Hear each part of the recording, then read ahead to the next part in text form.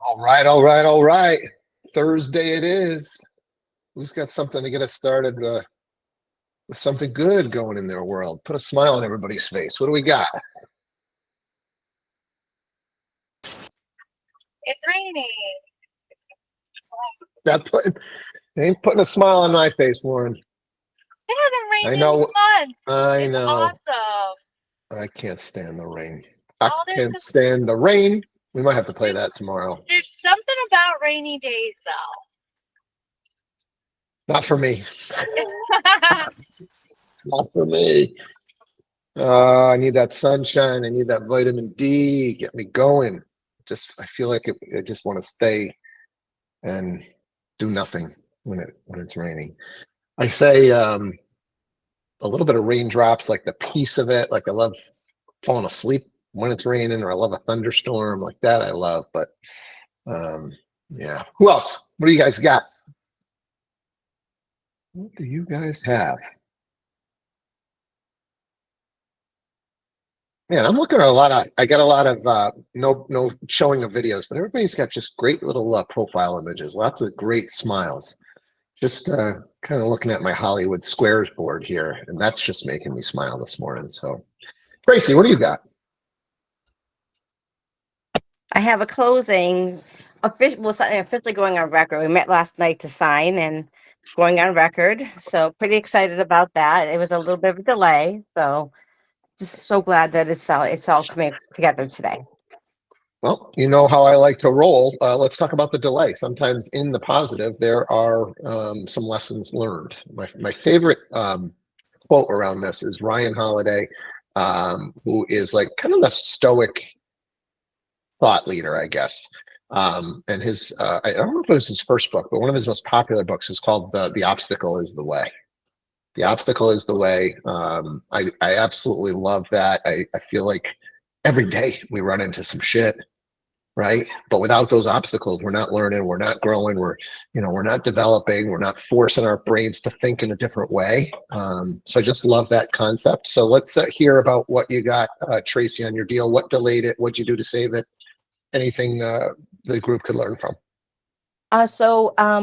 Our financing was pretty quick. We were approved. Early in the month. We could have closed on the 6th. The seller had suitable housing, so they had a delay on their side. They had to get some certificate of good standing because someone's a business owner. Um, and My client really wanted to close on Tuesday, but the attorney the attorney's assistant was out on Monday and Tuesday, so she was a little bit annoyed and started blaming the seller and trying to back out, and I let her know, listen, that this is what it is. It's sometimes these things in life come up. She could have a procedure, she may have a family thing, anything could have happened. She could have jury duty. And she was happy to sign yesterday, though. She let go of her frustrations, and we're working on putting another deal together. She wants to buy another multi, so we're gonna be working on that next. So I want to keep her satisfied, let her know that I've got her back. Love it. Love it. Love it. Anybody else have something to share? Maybe it's a win, maybe it's a loss, maybe it's somewhere in between, just a lesson learned. What deal has gone sideways that it died? What went sideways and you saved it? What do we got?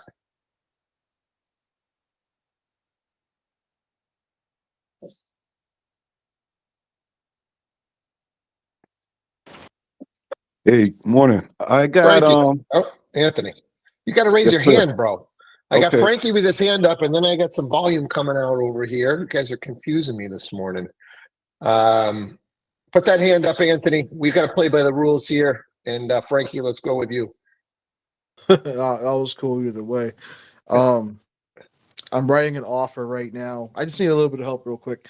I'm writing an offer, and to make it sweeter, my clients are going to pay our commission out of their pocket. I don't know, is there a writer for that I got to put in there, or should I just put in like section 9 that they want to pay? And not like they're not asking for any kind of a help with it. Yeah. What state is this in, Frankie?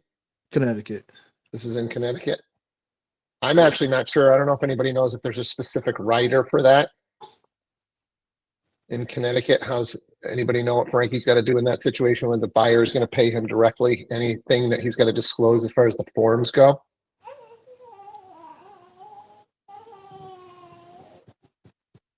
Sorry, I might have a crying baby in the background. Yep. Lauren, do you know? Oh, I know. nice. Lauren, do you know if there's a separate form for that? I know there's the seller to pay. Do you know if Connecticut has the buyer to pay? If not, I can double check and let you know, Frankie. I have Alright. not seen a buyer to pay for any state specifically. I have seen, because they are purchase and sale, I'd have to double check if it's not on the form that we have. Otherwise, what we have been doing is using just a blank addendum, Frankie, because seller side doesn't really need to see it in that case, but our attorney definitely needs to know that buyer's paying it for their documents for closing and money wise. So we've been writing up an addendum that for that particular property, the buyer is to compensate Roby Homes X dollars at successful sale of close. Okay. All right, so let's use that, Frankie, and we'll double check. Great question. We'll double check if there's a specific form for it. All right, I'll call you after script call today.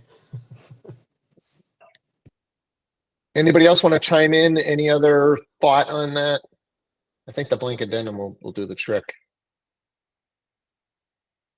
All right, Anthony, you're up, man. What do you got? Yeah, so I got this deal. I'm waiting for the attorney to draft the purchase and sale agreement. We went back and forth for a little bit. They agreed to give us $5,000 towards closing costs, but the place needs a new roof in the next year, couple years, whatever. I'm just hoping it appraises. That's where we're at with it. What's the specific question? Are you just concerned about this roof and what you might be able to do, or? I'm thinking about like the negotiation of it. I feel like I should have gotten more out of the seller, but my buyer really liked the house. He wants to play hardball, but he's under pressure. He needs a home. He wants to be celebrating Christmas in the new home. So Yep. it was a little tricky. I think I played it right, but I just wanted to get some other thoughts on it. Sure. So right now, are you past your inspection period? Do you have an inspection period? Where are you at in the process? Yeah, and that was part of it. So the inspections went through. The inspector commented on the roof. He commented on the driveway, a couple other things. They're gonna fix a few different things that are in the report. But I think we could have got more out of them, I think. But Well, there's a lot here, right? So first of all, I want to caution you guys about trying to get more out of people, right? I can't tell you how many times I felt like I had some leverage and I could get my clients some more, but the client just wants the house. And if we as agents are making decisions for our clients and you blow that deal, if you push too hard, I mean, I've had sellers just flip on the littlest of things.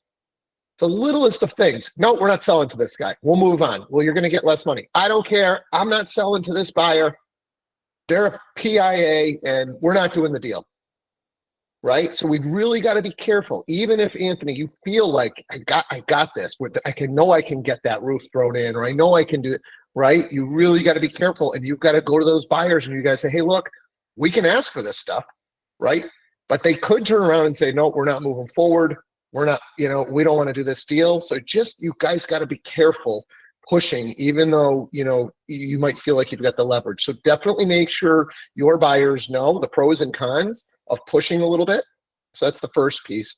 Now, second piece is, okay, we're in the moment, and now this guy, Anthony, says, hey, let's push a little bit. Did you say we were doing for like inspection, informational purposes only, or any of that, or is this just a regular inspection period? regular inspection period. I'm representing the buyer. He got his inspection. It came back with a few different items: the roof, something about the driveway, a bunch of other interior stuff. They're going to fix some windows. They're going to do a few different things that are in the report. But I don't know. It felt like we should have negotiated harder. But like I said, he wants to be in there, so I kind of read him, and You know, I think I played it right, but just wanted to get some feedback. Yep. I mean, the other thing that I'm kind of thinking here is if the roof is an issue, right? And we can't, we didn't feel comfortable negotiating it. Once the appraisal comes in, right? If this appraises for more than the purchase price, right? We could, after that appraisal comes in, renegotiate the deal. So let's say it's going to cost 10 grand for the roof. Appraisal comes in at 300 and you guys are paying 290 for the property. Okay. We could go back to that seller and we could say, hey, look, it appraised for 300. We'd like to increase the purchase price to 300 and then have you guys pay for a new roof, either out of the closing proceeds, right? So we're going to cut a check to ABC Roofing Company. And definitely going to want to clear that with a lender if you're going to do it that way. Some lenders are not going to like that. They're going to want to see the work done prior to close. Or just literally have them do the work prior to close and pay for it, right? And so a seller might be willing to do that once you are through inspections, you are through appraisal and mortgage commitment, and there's really no way for that buyer to back out. Some of the ways to strengthen the ability to have that done so that the seller feels confident in putting money into that house would be to make sure your deposit is high enough to cover that roof, right? So let's say you have a $5,000 deposit on this property and we get that $10,000 difference in appraisal. And now the seller goes ahead and puts that roof on prior to close. And now your buyers back out day of. Right. So that seller is going to get the 5 grand, your buyer's deposit. But they just put 10 grand into the roof. They have a new roof, so maybe they can sell it for more. But a seller might be more willing to do that if they knew they had a $10,000 deposit. Right. So that might be the offer. Hey, we'd like to increase the purchase price to 300. We'd like to have you put a new roof on the property. And we'll increase our deposit to 10,000 to just kind of show that we feel confident in this deal and you're going to keep that money. You could even make it non-refundable at that point. So that way there'd be no arguments back and forth on deposit release issues. Gotcha. Good stuff. right. And then there was another piece to it too, where I was negotiating with the agent, the seller's agent, and they were opposed to any more money going towards the closing costs. They wanted to lower the sale price, but they wouldn't give it back in terms of closing costs. Yep. So why a seller might do that and why when you guys are representing a seller, you want to be cautious of giving back the closing costs is it's elevating the purchase price, right? If we've got a property that's worth 290 and we think that's where it's going to appraise, and we've got a buyer that needs $10,000 back in closing costs. So they say, hey, you know what? Instead of offering you 290, I'm going to offer you the 300. We need the 10 back. You're still going to get the 290 that you want, right? And so an inexperienced listing agent takes that deal. We move forward, and now it appraises for 290, right? So the seller now has 2 options. Option number, well, they got a bunch of options, but one of the options is we got to sell it for 290 and still give that buyer the $10,000 back. So I just lost 10 grand. Now that still might be their best option. Maybe there's no other offers on the table and they still, this is the best net amount of money to them, right? Or they say, hey, you know what? We'll get $5,000 back. We'll split this difference, this loss with you. Right? But what if those buyers needed the 10,000? Right. So a lot of times what you want to do when you're on the listing side in this scenario is we want to get on the phone with the lender and say, hey, look, can these buyers afford to buy this property without that $10,000 back? If the answer to that is no, now you got to really weigh your options and you got to be having this conversation with your seller. Right. If this doesn't appraise, these guys can't do it without the 10,000 back. Or the lender might come back and say, hey, they could do it with 5 back. Or the lender might be able to come back and say, they could do it with no money back. Now, if you're on the buy side of this deal, you want to make sure you know where your buyer stands. And when you're making that offer, if you've got an experienced listing agent on the other side, they're going to be nervous about that $10,000 and that if it doesn't appraise. So you want to be upfront and tell that listing agent, hey, look, they're asking for 10 grand. I know that's a lot in closing costs. But I want to put you in contact with the lender. I've already spoken to them. If for whatever reason this doesn't appraise, they're good. They've got the money. They're just trying to keep a little bit of money in reserves in their bank account so that they could go ahead and make some repairs after, or they just want to have some cushion in case something comes up with the property. All right, so there's a lot there. Do we have questions? Is that making sense to everybody? The really Yep, I good, like it. yeah, really. So we got to know, on both sides of the fence here, when you're representing the sellers, what questions should be asking? When you're representing the buyers, what questions? What do I need to know from my lender? Right? This is another reason why we've got to have, a lender that we can get a hold of and we can run scenarios and they're going to get back to us and they're going to answer these questions.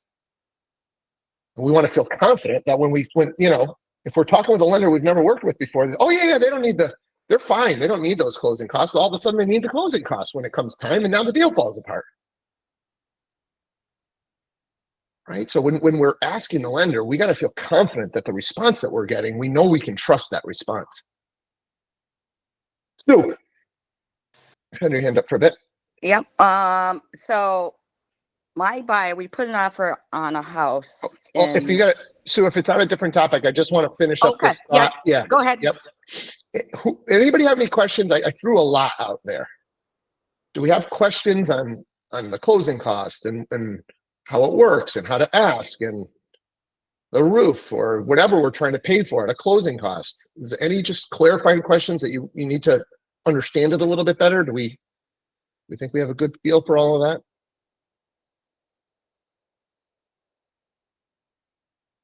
All right. How about somebody that does clearly understand it, but understands it to a level where you're like, hey, Steve, you forgot to mention this or that. Right? What did I not say about those scenarios that we need to make sure everybody understands? I think the most important thing, Steve, is going to be that there are typically several ways to negotiate the same thing, regardless of what it is in a transaction. That there's oftentimes not just one solution to whatever it is we're facing. And having these conversations with multiple people, whether it be, leadership, other agents, to know what your options are is hugely important and beneficial to all sides of the transaction. Yeah. I mean, I'm not going to say they're all salvageable because I've definitely lost my fair share, but man, if we can get it this close, if we know the words to say and we know our options, we should be able to keep most of our deals together. And it might take, some creativity, some changing the price, change the closing costs, change the term, change something, because when we started, we had a buyer that wanted to buy and we had a seller that wanted to sell. Right. And even if it means the seller has got to give up money to help a buyer out, right? Hopefully we've got a good rapport with that listing agent to go, hey, look, I know I'm asking you for 10 grand, but do you think if you go back to market, that 10 grand is sitting out there? We know the markets are softening right now, right? I mean, if it was a couple of years ago, I think the seller would be crazy. Hey, I'll just go back on the market. Thanks, but no thanks. I'll probably get more if I put it back on the market. That's not the case right now. In most markets, I don't know that to be true. Martin. My question is, are you better as far as commission wise, getting more money? Does it matter which way you do it? What do you mean by that? All right. So if you discount the price 5,000, or if you ask for $5,000 worth of closing costs, they're both right, the so, same. Right. So the thing to think about regarding the commission owed to the agents is that the understanding is typically that the commission is going to be paid on the net sale price. Right. So one of the arguments from a seller, on your deal, if we had that deal structured at 290,000 and we raise it, right, to 300,000, well, in theory, and give 10 back, in theory, that seller could be on the hook for commissions and the buyer could be on the hook for commissions on an extra $10,000, whatever your percent is, right? But the way that we typically structure the deal is it's based on the net sale price. So because the seller is not receiving that extra $10,000, right? It's not on the sale price, it's on the net sale price that commissions are to be paid. So does that answer your question, Martin? Yes, thank you. Okay, good question.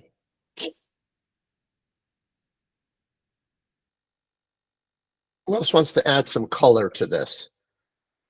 What are we not talking about? So there was a lot there.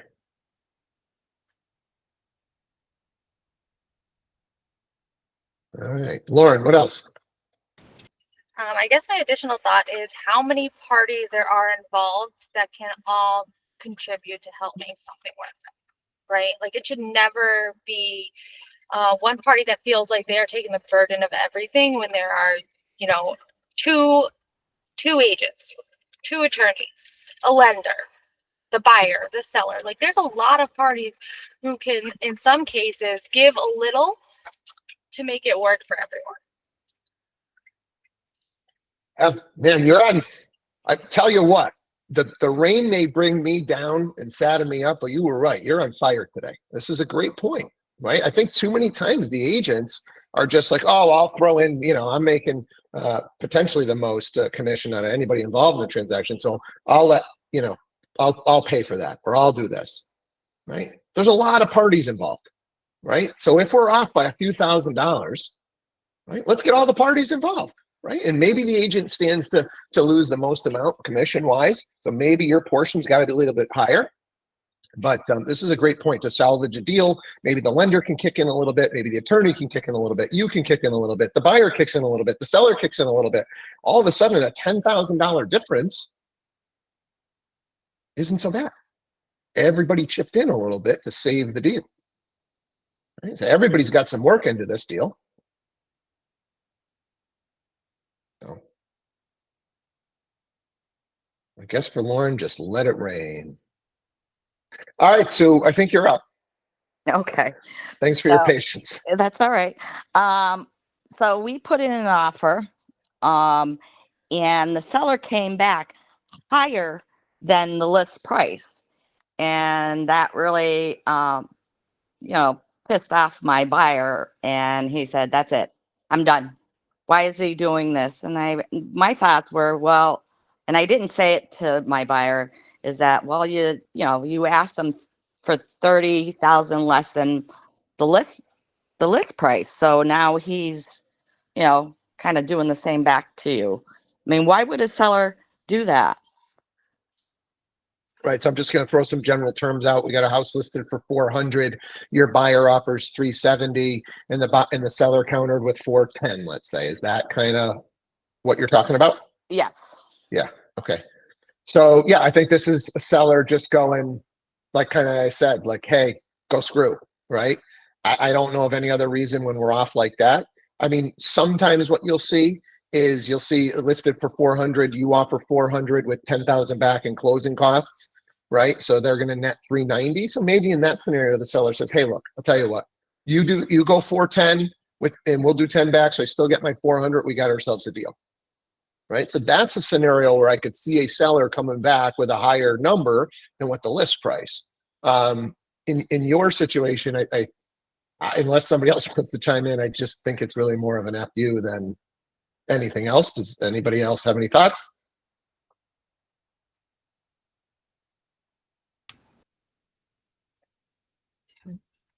Jeff and Linda, center square. Yeah. So you've got a seller who is highly offended.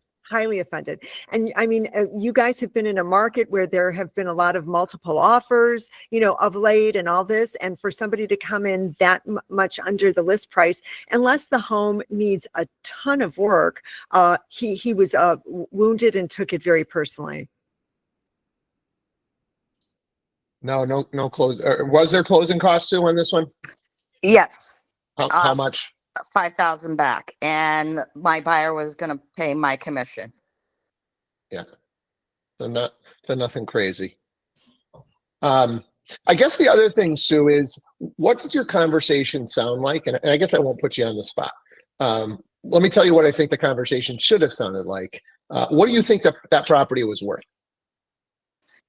I would say it was close to what he had it listed for. And I did tell my buyer, hey, look, you're coming in under, you really, we have to be careful about, not offending the seller.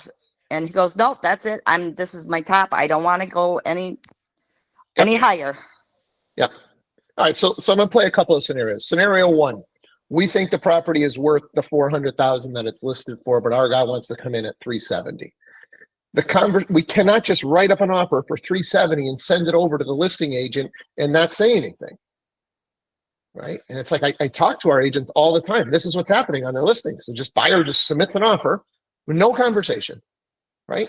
So the conversation with the listing agent is just got to be simple. Hey, this one's at the top of our budget. Right. I wanted to just put something in writing for you guys. You know, I think the property's probably worth a little bit more than what we're coming in at. But I know the market softened a little bit. So we just want to put something in writing. Maybe you guys haven't received an offer yet. And just so your seller could see it. We're not trying to offend them, right? We're just trying to see, hey, maybe, you know what, if you don't have anything else and they're in a situation where they'd rather just get this property sold, right? We just thought we'd put something in writing and see how they respond. This way here, there shouldn't be anything offensive because now the listing agent can go and say, hey, look, here's their deal. They're not trying to offend you. It's just the top of their budget. This is what they can afford. This isn't a lowball offer for them. This is what they can afford to do. So now we haven't pissed off the seller. We keep a nice rapport with that listing agent, right? Now the other option is we think it's a $400,000 listing and we think it's worth 370. Now the conversation is different. Hey, Mr. Listing Agent, saw that you listed this property. My people are really interested. But man, I pulled the comps and it looks like it's a 370 house to me. Right. So I had my guy we wrote it up 370. I'm going to send it over to you with some comps. And let's just try and start some negotiations here. And if there are some comps that I might have missed, can you send those over to me? Because I would love to go back because my buyers love it. Right. And if they think the value is there, I think they probably go up. So if I miss something, right, could you send over the comps that you used to come up with the number that you're at? And you might hear from the listing agent a couple of different responses. Absolutely. There's this comp and this comp, which I think are spot on. And we do feel strongly in our value. Or, right, you're going to hear from that listing agent, you know what? I think you're right. This is just the number that they wanted to come on at, right? It's aspirational pricing. So you know what? This is great. I appreciate you putting the offer together. Let me put it in front of them. Let me share kind of, matter of fact, you know, maybe some of the comps that you're using or some of the comps that I sat down and used at the listing, at the kitchen table with those people. Right. And so this is why the you know, I don't want to call them scripts, but the dialogues, the conversations that you're having, we can turn a really difficult situation. We're off by $30,000. But does this conversation that I'm having with the other agent sound adversarial at all? Or does it sound collaborative?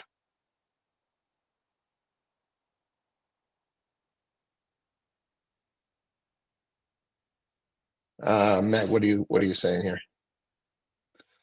So Sue said that when she submitted the offer, she indicated that her offer was asking for closing costs, but that the seller came back higher. Was that because the seller was trying to net the listing price? Like, say, for example, in your scenario, like they came back at listed at 400, right. They came back at 405 and would cover her 5,000 closing costs, netting the seller the 400, or, just wondering what that scenario looked like. I think she said they asked for 5 and they came back 10 over. But the problem is that they were already 30 under. So it's not like they were just trying to get that net number. I really think it's more of like what Jeff and Linda are saying, where it's just, hey, we're thanks, but no thanks. The other thing is he's a cash buyer, so he thinks that he can offer whatever amount, and I'm cash. You should take it over anybody else. Yeah. And a lot of times we're going to run into this where the cash buyers think they're doesn't stink, but at the end of the day, if you've got a seller that just needs the net amount of money or the most amount of money in their pocket, it doesn't matter that it's cash or not. They're going to hang around and wait for a finance deal, right? It's very small percentage of the sellers out there need a quick close in the convenience and are going to be willing to take less. It's just not who that average seller is. Does it happen occasionally? Absolutely. That's why these, open door type of things had some success, is when they hit that 1 in, 100 sellers, or whatever, 3 in 100 that are willing to take it for less. Do we have any questions on the dialogue? Is there any other tips, tricks, strategies that you're using in these conversations? Can I just get a thumbs up if we feel like, do we understand the difference between an adversarial conversation and a collaborative one? Yeah. Right? Like, that's really what we're going for, is we're trying to get everybody to win, and we're just trying to be honest. Hey, I've done my homework. This is what my people think. This is what we think. Maybe we're wrong. Could be that we're wrong, right? I might have missed something. Maybe there was an off-market sale that I'm not aware of.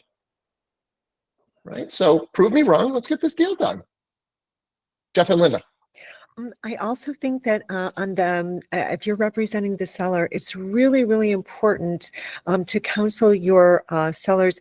When these lowball offers come in, to preface it by saying, I know this is not what we're looking for, but let's not throw the baby out with the bathwater until we play it through.